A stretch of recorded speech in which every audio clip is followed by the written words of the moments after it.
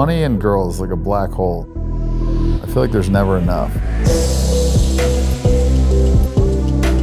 The Dan Bilzerian phenomenon, 44 million people watching you. It's kind of a crazy thing, man. It just kind of happened out of nowhere. It was just to get laid. Social media was like kind of a tool for that. In 30 years, you'll still be on Instagram and Fuck no, man. If I'm on Instagram in 2 years, dude, I'm just so over social media. I think it's like the worst thing to happen to society, honestly. It just takes out like a lot of interpersonal connection. Like I feel like people don't live in the moment as much. People are so worried about capturing it on Instagram. That addiction to likes, commenting, engaging, attention, future generations are like really overstimulated. Fame definitely got some negatives that I feel like people don't consider, like the lack of privacy. So money doesn't buy happiness? Oh, fuck no. Chasing money and girls is not what makes you happy. I think happiness comes more from having good friendships and doing things with your friends. I did mushrooms on a beach and it was just like 5 of my buddies hanging out, talking shit. It didn't cost me anything and I had like a fucking great time. Like a hippie in a van could have had the same day. It was pretty eye-opening. You don't need a lot of money to like have some really good times.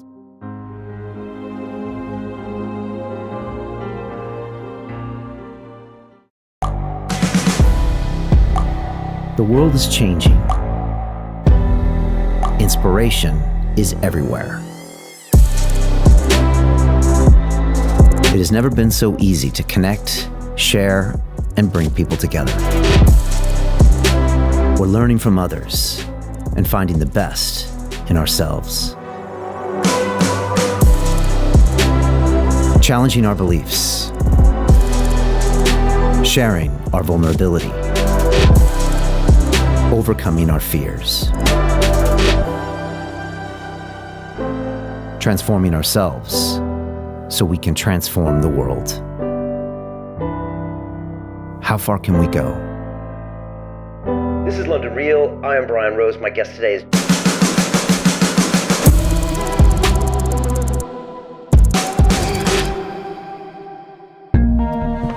I know what you're thinking, Brian. Why have Dan Bilzerian on London Real? This is a guy who throws porn stars into pools, who shoots guns, who has 20 women living in his Bel Air penthouse, massive apartment. But I knew there was something more behind the man. And so when I sat down with Dan, we went straight in and talked about psychedelics. We talked about the relationship between pleasure and happiness. And I went in deep about how he really feels about social media and the dynamics between men and women and how he sees that play out in his life. And it was pretty fascinating talking to Dan and hearing about his new company, Ignite, where he sells CBD and cannabis as well. And he's building an entire business around this whole concept. And I know you're going to enjoy this. This is a very surprising and unexpected episode on London Real. So sit back and prepare to be completely surprised. This is London Real. I am Brian Rose. My guest today is Dan Bilzerian, the poker player, Instagram influencer, and founder of the cannabis and CBD company Ignite International. After being honorably discharged from the military, following a 4-year service and 2 Navy SEAL Hell Weeks, you attended the University of Florida, where you spent time learning to gamble. This led you to become a professional poker player, winning over $50 million in a single year. Your popularity then skyrocketed as you documented your lavish lifestyle of opulence, sex, and partying with over 44 million people following you on social media. Today, you're the founder of the cannabis and CBD company Ignite and focused on building the most trusted brand in the industry. Dan, welcome to London Real. Man, that was quite a hype. I like that. We need to go to the bar tonight. You can just introduce me like that. That'll be good. I don't know if you need any help there. So. How's London treating you? What do you make of this town? Would you ever have a house here? Man, I don't know. It's expensive. It's hard to live here. I mean, you gotta be really rich to live good here. It's kind of like... Even compared to Bel Air? Oh yeah, way more expensive, I think. I think it's more expensive than New York, no? Could be, yeah. I think, yeah, I mean, you spend a lot of money for a little bit here. But it's I like the people here. The weather, not so much, but it's, I like it better than New York. But I'm not like a huge city guy, so it wouldn't be my... What do you like about the people here? What do you notice? I don't know. I just feel like they're pretty authentic. LA people are pretty fake, so that's kind of nice. But I don't know. I mean, always been nice to me, always been cool.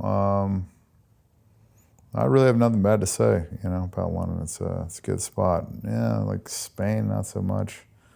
It was a little dirty. Food wasn't that great. And what about, you think we can get you in a 3-piece suit while you're here? I wear them occasionally, try not to, but yeah, never know. I didn't bring any on this trip, so it's not going to happen this trip. Gotcha. Me getting in a 3-piece suit, period, is very unlikely. Well, I told a lot of people I was going to sit down with you, and it's pretty interesting, the reactions I got. I think you divide people when you talk when they talk about you.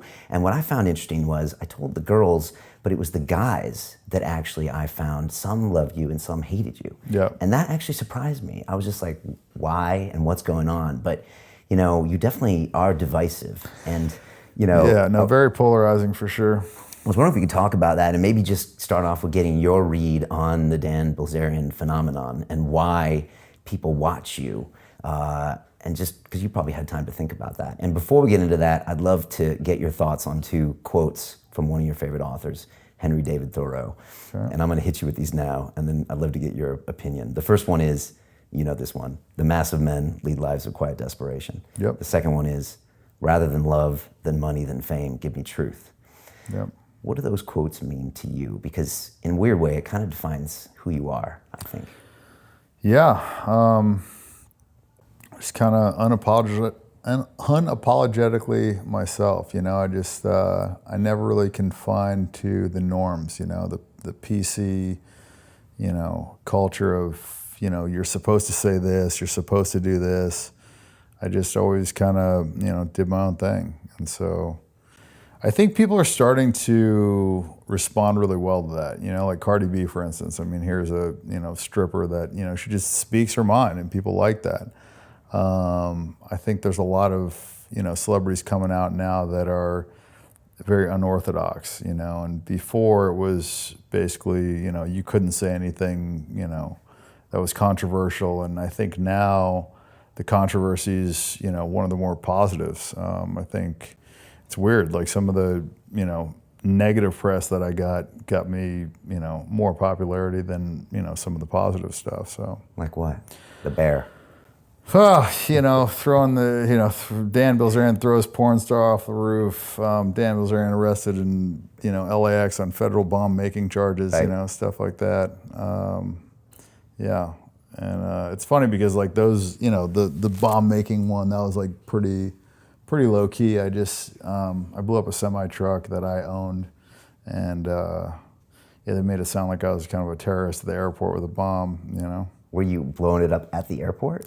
No, I mean, okay. I flew in there on my plane. Like, I'm not going to blow up my own plane, and so it's a thing. But the headlines now, it's not necessarily about what's true or what's accurate. It's more about like what's going to get somebody to click on this article. We've become like a society of more clickbait. So just that over here. Yeah, it seems like it's about just getting web clicks and not about reporting the news anymore.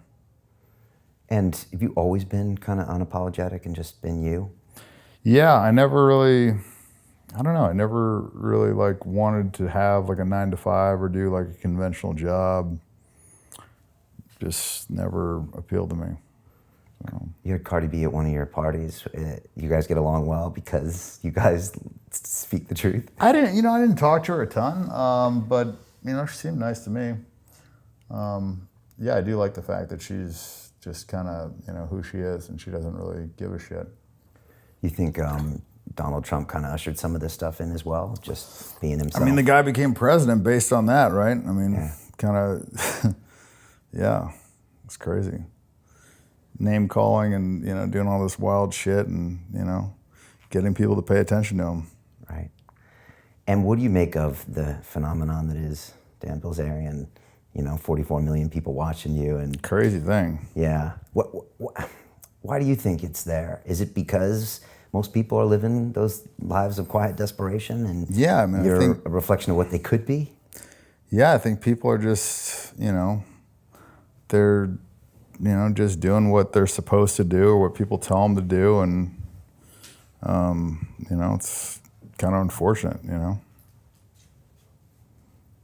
Just afraid to, kind of step outside the box, and I've lived, outside the box my whole life, so. Right. It's just, you just started showing it in the last 5 years on social. Yeah, I think like 7 years. Can I put this on my shirt? Yeah. So back to the Dan Bilzerian phenomenon, 44 million people watching you. It's kind of a crazy thing, man. It just kind of happened out of nowhere, too. Yeah, it's like, a couple little things, like the, porn star off the roof, and then, just starts, the momentum, just picks up. And I think it's like once you get to 100,000, then it's easier to get to 500. Once you get to 500, it's easier to get to 1 million. And then, because the thing is, like, so as soon as like one person likes it, then everybody that they see that follows them see that they like, you know what I mean? So it's like that, tree branch effect. Right. So. And was this always a plan? Is there a master plan behind it or not? Because some people say honestly, you're this social media genius. But. It was just to get laid. I mean, that was really like the whole like start of this thing, was just to kind of, subtly brag online and get laid easier with less effort. And social media was like kind of a tool for that. And that's something that didn't happen much when you were a kid? Like not a ton in high school. And then, the military was, I was in SEAL training most of the time, so, yeah. College, it was good, but, yeah. And you said before that, you didn't get much attention as a kid, which is why now you like to, be a flashy lunatic. That's what you said before. Is that a generalization, or is that a fair assessment of you? I mean, that was probably that was probably a contributing factor, I think. I think when I look back, a lot of the things that I did was, like when I was a kid, my dad had the big house, but he didn't have the Ferraris, he didn't have the fast boats or the nice watches and all the stuff that my neighbor did. So I think a lot of stuff from your childhood influences you. So when I, made a ton of money, I just went out and, got all that stuff. I got the cars and the watches and the plane and all the stuff. So. Do you think you're an extroverted person? Because you seem kind of like an introvert sometimes. I'm so overexposed that to me, I think fame is isolating, fame and money too. So I would say the more the spotlight's on you, the more you kind of don't want it. You're like, you ever go out and you feel like people are looking at you? Well, like imagine going out and feeling like that, and they just always are, So it's like, after a while you lose your privacy, and then you're just like, fuck, I don't know. Like going out such a production, you need security, you need this, you need that, and then you're gonna have to take a bunch of pictures and talk to people and have conversations, and I don't know. I mean, if you go out and you're fucking high, you don't really want to talk to a bunch of strangers, Remember I was on mushrooms one time and I got fucking cornered. I walked out to this peninsula. I was in Mykonos, and I came back and there was all these people waiting to talk to me. I was like, fuck, that was the last thing I wanted to do, but I didn't have a choice. I could have swam around them maybe. I contemplated that, but it's just your life just changes. It's not not the same. You can go out to a bar, you go to a ball game, and it's not a production. If I went to a sporting event, I'd have 1 million people come up and want to have a conversation with me. So you posted something on your Instagram a few months ago about an Alan Watts video, and as you said, this is what I think about when I'm on the mushrooms, and it was I think it was talking about what happens when you only pursue pleasure. Yeah. And it was pretty interesting to see you post that, and you're like, this is what I think about sometimes. And well, I think I said that's pretty much a summary of a lot of what I learned when I did some mushrooms. Yeah, pleasure seeking, it's not the same as going after happiness. It's more fleeting. The video summed it up probably better than I could do in this interview. It got deep really at the end. It was like, you're one with the divine. It's better to give than receive. It was stuff you don't see on Bilzerian's Instagram account necessarily. It's true though, man. Like, and it's funny because my dad told me that when I was younger. He's like, yeah, it's better to give than receive. I was like, well, that's perfect because I love to receive and you like to give. I was like, you can just give me a bunch of shit. And I was like, we'll both be happy. But it's funny because later on you start to realize that doing stuff for other people, makes you more stoked than just buying shit for yourself. So I think he was dead on that deal. And you think about like connecting with the divine and all that stuff and humility and those kinds of things?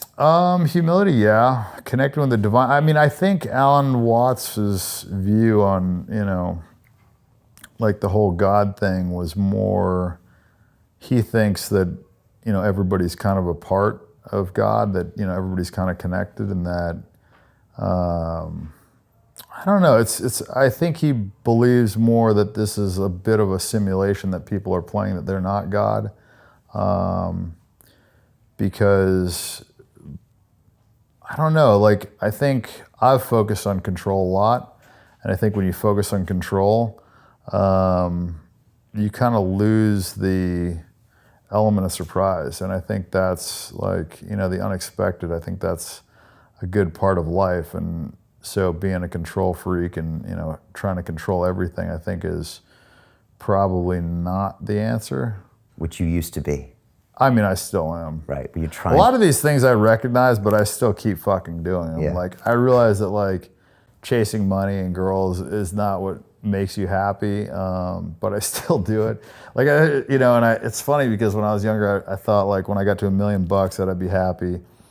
And then it would be enough, and then like 5 million, and then 10 million, and it's like every time you hit a milestone, like I was so sure that the million would be enough, and then you get to the next point, and then you just realize that it's not the money that's going to make you happy, but then I still chase it. I don't know, I'm the kid that just fucking sticks his finger in the light socket, gets shocked, and then keeps going back to check if it's still doing it. So what does make you happy? Adventure, doing different things, building things, helping people out. I would say. I mean, sex does too. Yeah. Connecting with people, hanging out with friends, surfing, being out in the sun, working out. More simple shit. Yeah. Yeah, a lot of stuff that like doesn't require money, but. In that video, he said, if you know the future, then it's the same as the past. So the video is all about introducing unknowns into your life. Yeah, and just kind of like, taking it as it comes. Because I mean, if you knew your whole life, like it was all mapped out for you, would it be interesting? No. Yeah, probably not. So, I mean, that's kind of like, I feel like a lot of people, they map out their life and they, do these things and they go to their job and every day it's the same fucking thing and they know it's going to be the same thing and there's not like a whole lot of intrigue in that. Fuck, I don't know what I'm going to be doing next year. Like if you would have asked me if I was doing this 5 years ago, I would have, said no. You know what I mean? So it's like, I definitely have that unknown element in my life. And I think that's probably, part of the reason why it's intriguing to people because they never know where it's going to go. What was the best day of your life? Man, best day of my life. I don't know. I would say I did mushrooms on a beach with my girlfriend, my buddy and his girl, another buddy and his girlfriend, and another buddy and his girlfriend. And it didn't cost me anything. And I remember smoking a joint on the way back and just thinking like a hippie in a van could have had the same day as me on this beach and it wouldn't have cost him anything. And it was just, it was pretty eye-opening. And I didn't do much. Like I fucking swam in the ocean, hung out with my friends, did some breath holding stuff, went for a swim, laid out on the beach. It was just like, it was a great day, but it didn't require much, surfing, stuff like that. So life's simple. The great things in life can be simple. Honestly, and free. man, yeah, some workouts and outdoor stuff, hanging out with my buddies, like shit that you don't need a lot of money to like have some really good times. And when I was in the military, I didn't really have much money and I had a fucking great time. The thing money does is it gives you access, it gives you the ability to not put up with shit from people, which is nice. I don't like putting up with shit from people. I don't like taking orders. I don't like people telling me what to do. So I could say that positives of money is the freedom, is the power, flexibility, stuff like that. But it definitely comes with a lot of headaches too. Right. So same with fame. Yeah, fame more headaches than positives. But as far as like the stuff that I, focused on, like the girls and money, fame is pretty powerful. So, but, I mean, it just depends on what your objectives are, but I would say it's probably a net negative. Like if I had a kid, I wouldn't choose to make him famous. I'd let him make that choice because it's not something that you can kind of go back on, like once you fucking take that gene out of the bottle, like it's, kind of hard to stuff him back in. So I don't know.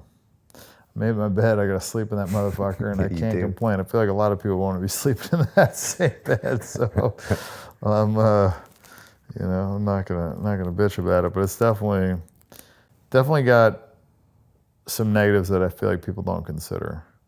Yeah. Like the lack of privacy. I mean, absolute lack of privacy. So, and everything that you do is, potentially going to be magnified, going to be judged by the world, going to be, scrutinized, whatever. So, I'd say there's a decent amount of pressure as well. And I would say that like, I think happiness comes more from having good friendships and doing things with your friends. I would say that that's where I get the bulk of my happiness. And as much as like I talk shit about the 9-to-5 guys, I mean, that's just like me personally. Like I don't think that life would make me happy, but that's not to say that like somebody can't be happier than me doing that stuff. Because if they've got good friends and they're having fun, like, maybe they're fucking having a game night. Like I had a game night at my buddy's house. We just like fucking played Monopoly and then we played a $20 poker game. And then we played Risk. And I had like a fucking great time. You know what I mean? It was just like 5 of my buddies hanging out, talking shit, And so, and it was, a buddy of mine that I was in the military with and a couple of his friends, the drummer from System of a Down and this other dude. And, we had a great time. And then I went on tour with that guy, the same guy, the drummer, whatever, fucking 3 weeks in Europe, and we went to sold out shows and whatever. And it was just like, fucking sucked. Like I thought I was gonna get all this pussy. I thought it was gonna be great. We didn't get laid for like 3 weeks, man. And it was just like the biggest letdown. And I'm like, fuck, man. I'm like with a rock star. We're like doing all this shit. And it was just like, it was so fucking lame, And like that game night was way more fun, right? Like, so like a lot of times, like it's not, like it's kind of counterintuitive, You wouldn't expect stuff. A lot of people think like, oh, if I got a bunch of money or I got this or whatever, then I'd be happy. And so money doesn't buy happiness. Oh, fuck no. Money, just a lot of headaches and problems. I mean, and there's like good stuff to it too. Don't get me wrong. There's a lot of positives, but it can buy pleasure.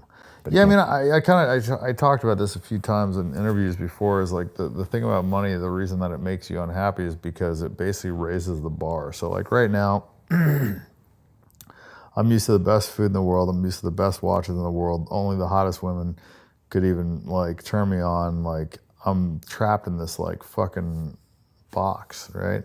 And all these things, like, I'm doing stuff that like would make other people's like dreams come true. And for me, it's just like baseline. It's not like anything that like I'm like super stoked about, a fucking ton of hot chicks in a night or 2 nights or whatever. And like, it'll be fun, whatever, but like I won't really like be like crazy happy about it. Or, you know, I bought that new Ferrari when it came out, and I was stoked on it for like 20 fucking minutes, maybe.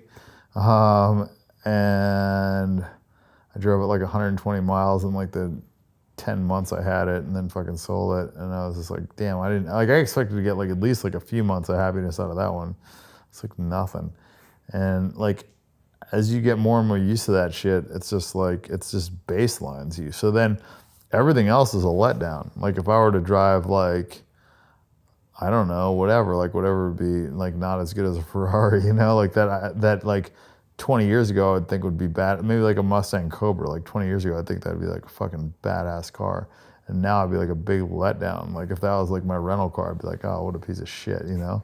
But like, it's the same car that would have stoked me out like not that long ago. So what it does is it basically just like puts you at a spot where like only the dopest shit satisfies you, then everything else will let down. So it's kind of hard, like if you think about it in that, you know, perspective, like you have to have the best chefs, you have to have the best whatever, all this stuff to just like, you know, for you to feel like, you know, you're in like your environment, you're in your comfort zone, right? But then like once you get to that point, then like you have nowhere else to go up and you can only go down. So I think that's why. And then once you get used to that level, then if you like can't afford to like live on that level, man, you've got a long fucking way to drop. So I think that's like the negative correlation between money and happiness is your ability to adapt to whatever your current situation is. So like within, I don't know how many day or month period it is, but you will adapt to almost any situation. So if you adapt to a really great situation, then you've got a lot of fucking way to fall. But if you adapt to a really shitty situation, like let's say you're in Auschwitz or you're in a POW camp or whatever, like, and you get out, like you're gonna be fucking stoked about like, you know, taking a shit in a regular bathroom instead of a fucking, you know, like your bedroom, and like you're gonna be stoked that you get to eat like a fucking meal that you would normally think would be shitty, right? Like all these like little things. Like when I got out of boot camp, stoked about all this stuff. So, you know, just perspective. And so then how do you stay happy? New challenges, like companies. Yeah, man, just gotta, you know, try and climb new mountains, you know, just try and, you know, accomplish new things. That's the way that I've found, you know. You like mushrooms, and mushrooms kind of dissolve the ego. Is that something you like to play with? And do you have an ego? I've honestly probably done mushrooms only like 12 times my whole life, so it's not like a huge part of my life, but I've just definitely had positive experiences with them just because I think in very moderate doses, not like huge amounts, but like small amounts, they take your ego out. They kind of, you know, slow down time a little bit. They make you think about things from a slightly different perspective.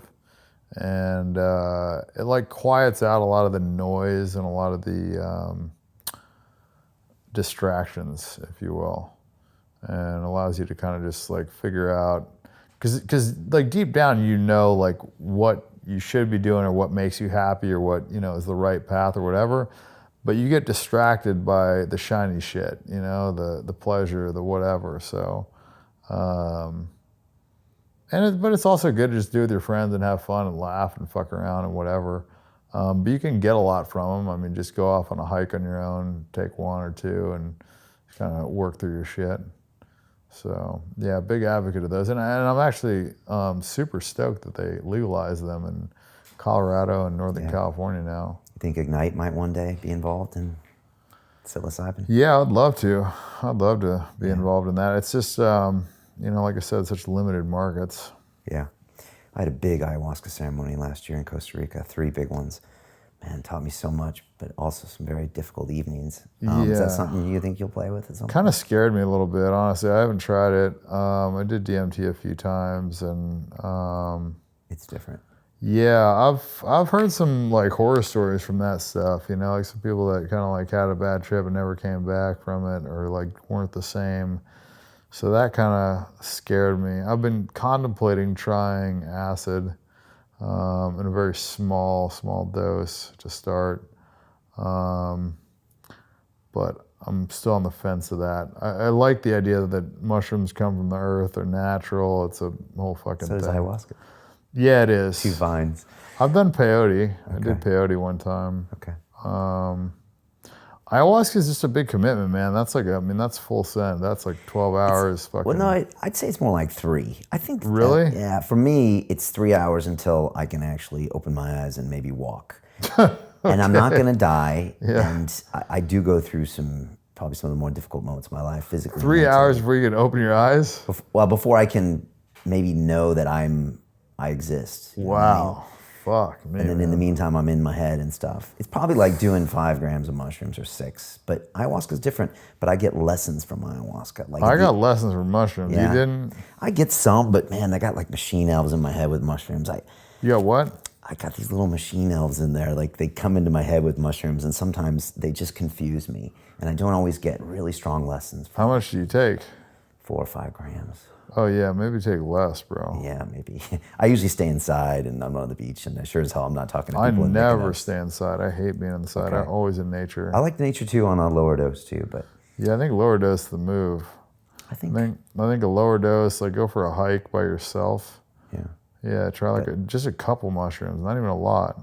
I know a UFC fighter, he microdosed mushrooms before every one of his fights. Yeah, I know microdosing can be powerful. Yeah. But I think you'd find ayahuasca pretty powerful. So No, that's my fear, is that I find it too powerful. yeah.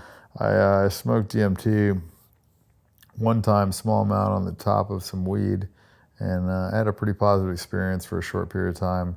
And then I did 2 different times with the DMT when I did big hits, and like did the whole like hold it in and do 3 hits or whatever. And I was like fucking on a different planet. I didn't get anything out of it. I was just like so fucked up that I don't like being in a state where I'm not like present, conscious, and thinking. Like, and on that, I felt like it just like took me fucking way out there. Yeah, it does that. I never get lessons from DMT. I just go into like a video game. Yeah, that's exactly what it felt like. I was as like a in video Donkey game. Kong, and I was just like, okay, it's nice to know it's there, but I didn't bring anything back. Yeah, nothing. I Whereas think with it's ayahuasca, shit. which is oral DMT, I get lessons at the end. Like, okay, this is what you got to do. 1, 2, 3, 4, 5. Do you act on those?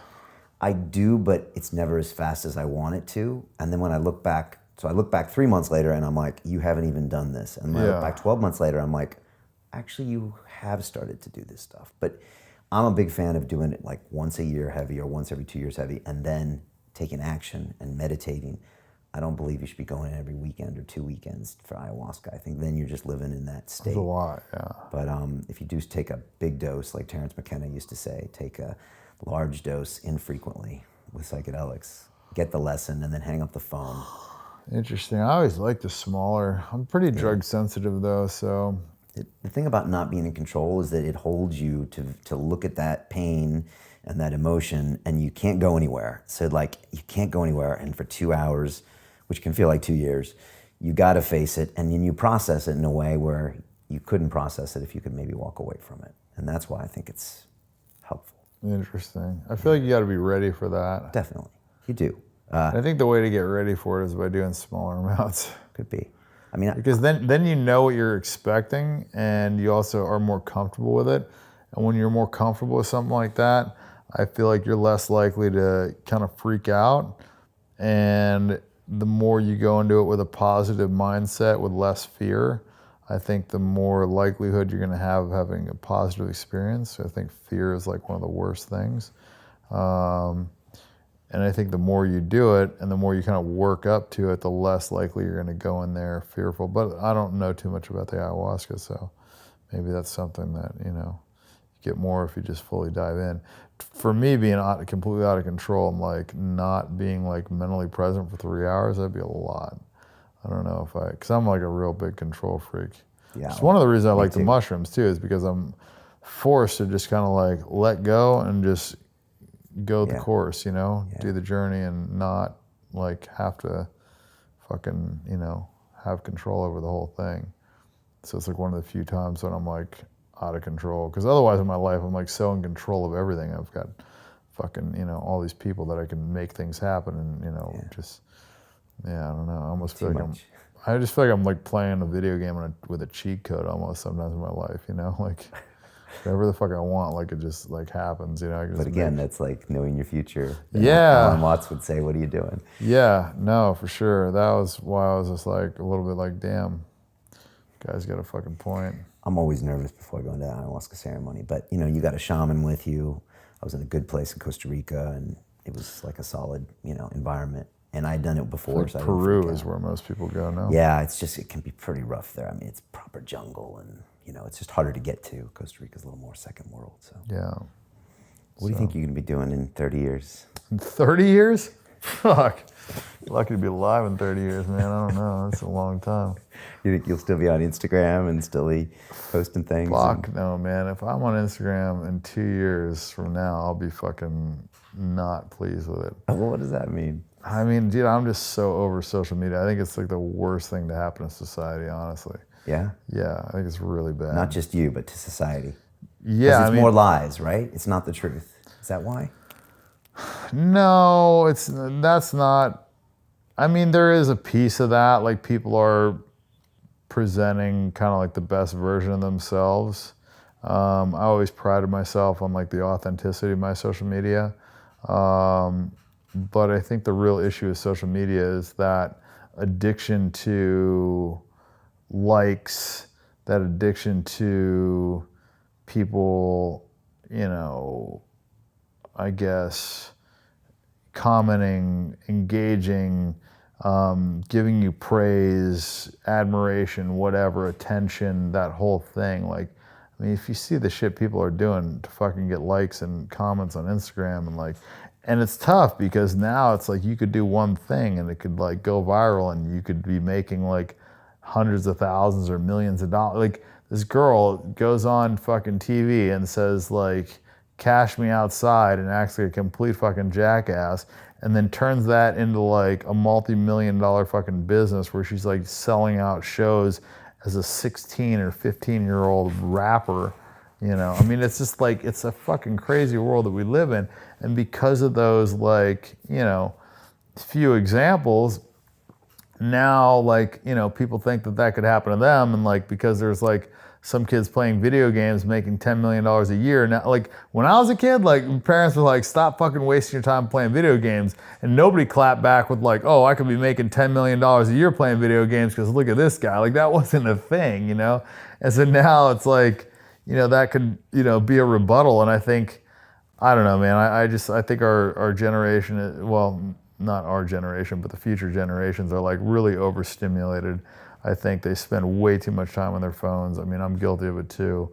But it just takes out like a lot of interpersonal connection. It removes their ability to interact as well. It's just overall not good. Like, I feel like people don't live in the moment as much. People are so worried about capturing it on Instagram and getting that photo or getting that video that they don't like enjoy what they're doing as much. And so I think there's just a lot of negatives to it. There's also the, you know, online bullying. There's the people commenting. There's the bandwagon shit. There's, you know, everybody's got a fucking, you know, cause that, you know, everybody hates this person. Everybody loves this person. You know, it's just like, I don't know, so much judgment. You know, everybody's got an opinion in the comment section. Got all these fucking armchair quarterbacks, you know, throwing in their 2 cents. And I know a lot of girls that it's definitely negatively affected, where, you know, their self-esteem is, you know, brought down, guys talking shit to them, whatever. It's, I don't know. I mean, but there's positives too. It's taken away a lot of the power of the media, which is a good thing, because I fucking hate the media. And it's good that it's being restored more to the people, so that, you know, when people run these bullshit articles that are clickbait or that are whatever, inaccurate, now people have the ability to kind of like come back. Like, you know, NBC didn't want to post or didn't want to allow one of Ignite's writers to post, you know, the sticker with the Ignite CBD or whatever. And I just like looked up their viewership, and their whole network got like 7 or 8 million views. And I looked up mine, and it was like 58 to like 36 million views per post. So it was like, you know, my shit was like, you know, 6 to 10 times what their whole fucking network was. So it was like nice to just be like, you know, suck my dick, NBC. Like, I'm reaching way more people than you, so go fuck yourself anyways. And like, if they ran a shitty article about me, I could reach out to more people and, you know, set the record straight. So that's kind of nice. It's nice to have that power. Like people, you know, like this one asshole, he didn't want to refund my security deposit, so I put him on blast and, you know, shut his phone lines down, shut his internet down. Like people were like going crazy, fucked up his whole Yelp review, this and that. Money was in my account the next day. You know, there's been a few times like this, you know, company didn't want to honor a warranty on one of their things. And so I did like a quick Snapchat about it, shut his fucking phone lines down, shut his emails down, fucked up his whole Yelp thing. Basically, I mean, could have put the guy out of business. I had it up for like 30 minutes and then I deleted it. Owner calls me, he's like, oh my God, I'm so sorry, we didn't know it was you. And I'm just like, listen, it doesn't matter who the fuck it is. Like, it shouldn't matter that it's me. It should matter that like you should honor the warranty for your fucking product, you know? And so I think like there's kind of a nice part about that. Like there was another time my girl ordered a pizza and they basically, you know, she called back like 40 minutes later. She's like, oh, like what's the status of the order? And the guy's like, oh, you never placed an order. And I was like in the car, I was on the speakerphone, like I heard her like do it. And she's like, oh, well, like, can I talk to the manager? And he's like, I am the manager. He's like, you know, you didn't put in an order, sorry, and hung up on her. And then like she called back and he basically told her to go fuck herself. And so I like, you know, did a little Snapchat, shut their fucking phone lines down, I had every asshole from India and fucking China ordering pizzas and fucking this and that, fucked their whole business up. The owner of the thing went fucking crazy. He calls me, ended up firing the fucking prick. And you know what I mean? So I actually like, we got something done there, you know what I mean? Like, and that felt good. Like it's good. Like sometimes you gotta like fuck these people up a little bit to like get them accountable. And I think, you know, the more people do that, you know, the more these businesses are going to start, you know, paying a little bit more attention to their customer service and how they treat people. And if they don't treat people well, it's going to bite them in the ass. And so, you know, there's some positives to it. And now you're launching a global brand on the back of it. Yeah. And you can do things in Canada that some of the companies can't do there, or people can do with endorsements. And yeah, there's no celebrity endorsements, so there's, you know, no real branding on the product. There's a lot of restrictions on how you can advertise. And you know, my personal brand and what I've done over the years, obviously, like, you know, can't be, you know, regulated in the future, right? So like everything that I've done and like me not selling out, me being honest with my followers, me not promoting shit that I don't believe in, like all that stuff, you know, when I do endorse a product, you know, people take that into account and it's valuable. So it's exciting. We've never seen a company built with something like this. Well, that's not necessarily true. You've got, you know, Bang Energy, fastest growing energy drink company in the world right now, growing faster than Red Bull, Monster, all these fucking guys. Strictly social media marketing. You got Fashion Nova doing $2 to $3 million in sales, strictly social media marketing. You got Revolve that just went public for, you know, multi-billion-dollar valuation, strictly social media marketing. So, you know, this is not a totally foreign concept. It is a new one. A lot of these dinosaurs don't get social media yet, and you know, they're running big companies and they're gonna get roasted for it. Like they're just gonna lose. They're gonna figure it out, or you know, they're gonna go like VHS did, you know, when fucking DVDs came out. So it's definitely the way of the future. I mean, your CPM and the value of your endorsement is so much stronger when it comes from somebody that you're following, that you trust, as opposed to some commercial that comes on TV that people know is a commercial, that they mute, they walk away. If they're TiVoing it, they fast forward, whatever. So the value that you get on a social media post and those eyeballs are much, much more valuable than you'd get traditionally advertising. And the amount of money that you pay for it is, you know, it's pennies on the dollar. So it's the future, there's no doubt about it. And also, you know, in markets like cannabis and whatever, where it's regulated, nicotine, you're able to do a lot more than people can do traditionally. I mean, look, I'm anticipated in states and countries where it's fully illegal. Canopy can't go fucking put billboards in, you know, these states that are fully illegal. They can't put billboards in these countries. So, I mean, I can build a brand in places that they just can't. Right. Let's talk about the women, because a lot of people know you because of the women. I mean, that's how it all started. It is, well, with what, throwing the porn star off the roof? The trying to impress them with the Instagram stuff and whatever. You started posting like the guns, but then you said the girls got more, and then later the cannabis got more, which we'll get to. Yeah, so I mean, initially it was kind of lifestyle stuff, and then I would put the girl stuff in there too. And it's funny because the jealousy was actually like more of a driving force than anything else. If girls see other hot girls that are interested in you, it's, you know, I think the most powerful like driving factor, like more so than the money and the fame and all the others. Well, maybe not more than fame. Fame kind of is a trump card, but you said fame like 100x's things, whereas it's money a crazy 10x's thing. Like, yeah, it's a crazy thing. Like situations that would never happen otherwise. Yeah. Is it now have a life of its own? I mean, can you control it now? Yeah, there's no stopping it now. You know, the train has left the station. So, like, I didn't post for like a month or two and figured like it would kind of go away, and it's not going away. Okay. And the women that are around, well, first of all, you probably heard connections with Hugh Hefner. Are you the modern day Hugh Hefner? And like that image, one guy with like 8 women, like you do or Hef does. Yeah. I mean, that does everyone's head in, right? And in the Puritan America with, you know, family values, you know, why is that such a hard thing for people to get their head around? And what are you telling them? I don't know. I mean, I think like recently society has said certain things are okay and certain things are super bad that had been going on for like thousands of years. Like back in the day, I mean, it was normal for a person to have more than one wife. You know, not that long ago, if you won a battle, you would rape and pillage and you would steal stuff from the village, you'd have sex with all the women, and that was fine. And now, I mean, that would be, you know, crazy war crimes. And I just think in the last 100 years, things have just changed a lot.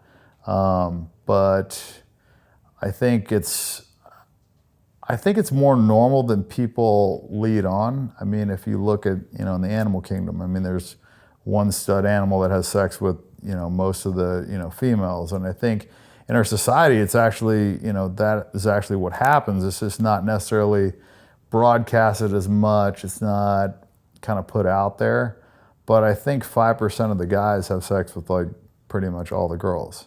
So I think it's been happening, and I think it happens like that. I just think, you know, before social media, I don't think it was as public, you know, and I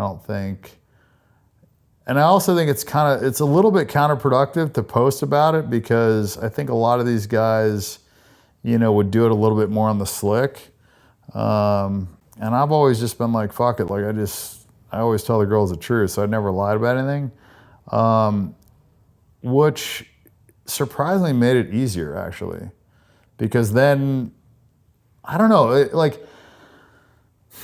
if you ask me, or let's say if I asked my girl, like a girl that I was dating, like, hey, how many guys do you have sex with last week? And she told me I had sex with 6 guys last week.